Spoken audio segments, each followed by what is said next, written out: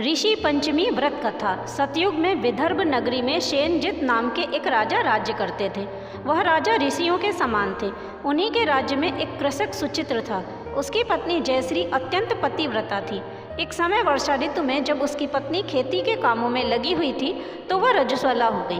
उसको रजस्वला होने का पता लग गया, फिर भी वह घर के कामों में लगी रही। कुछ समय बाद वह दोनों स्त्री पुरुष अपनी अपनी आयु को भोग कर मृत्यु को प्राप्त हुए। जयश्री तो कुतिया बनी और सुचित्र को रजस्वला स्त्री के संपर्क में आने के कारण बैल की योनि मिली। वे दोनों कुतिया और बैल के रूप में उसी नगर में अपने बेटे सुचित्र के यहाँ रहने लगे। धर्मात्मा सुचित्र अपने अतिथियों का पूरा सत्कार करता था। अपने पिता के श्राद्ध के दिन उसने अपने घर ब्राह्मणों के भोजन के लिए नाना प्रकार के भोजन बनवाए। जब उसकी स्त्री किसी काम के लिए रसोई से बाहर गई हुई थी तो एक सांप ने रसोई की खीर के बर्तन में विषवमन कर दिया। कुतिया के रूप में मौजूद सुचित्र की माँ ने यह सब देख लिया।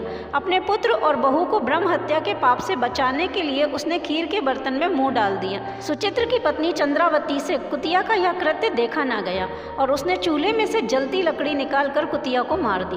बेचारी कुतिया मार खाकर इधर उधर भागने लगी। चौके में जो जूठन बची रहती थी, सुचित्र की बहू वह जूठन कुतिया को डाल देती थी, लेकिन क्रोध के कारण उसने वह सब खाना बाहर फेंकवा दिया और बर्तन साफ करके ब्राह्मणों को दोबारा खाना बनाकर खिलाया।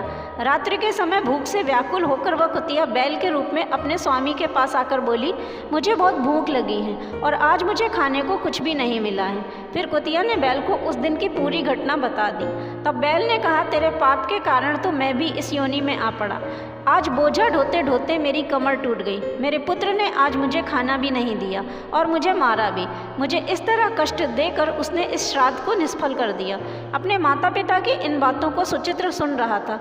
उसने उसी समय दोनों को भरपेट भोजन कराया और फिर उनके दुख से दुखी होकर वन में चला गया। वन जाकर उसने ऋषि से पूछा कि मेरे माता पिता को किन कर्मों के कारण इस नीच योनि में जन्म मिला और उन्हें इस नीच योनि से कैसे छुटकारा मिल सकता है। तब ऋषि ने कहा कि उनकी मुक्ति के लिए तुम सपत्नी ऋषि पंचमी का व्रत एवं पूजा करो और उसका फल अपने माता पिता को दो।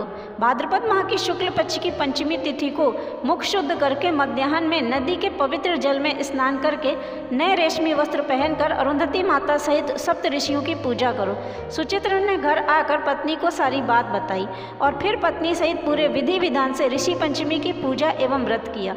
उस व्रत एवं पूजा के पुण्य प्रभाव से उसके माता पिता को पशु योनि से छुटकारा मिल गया।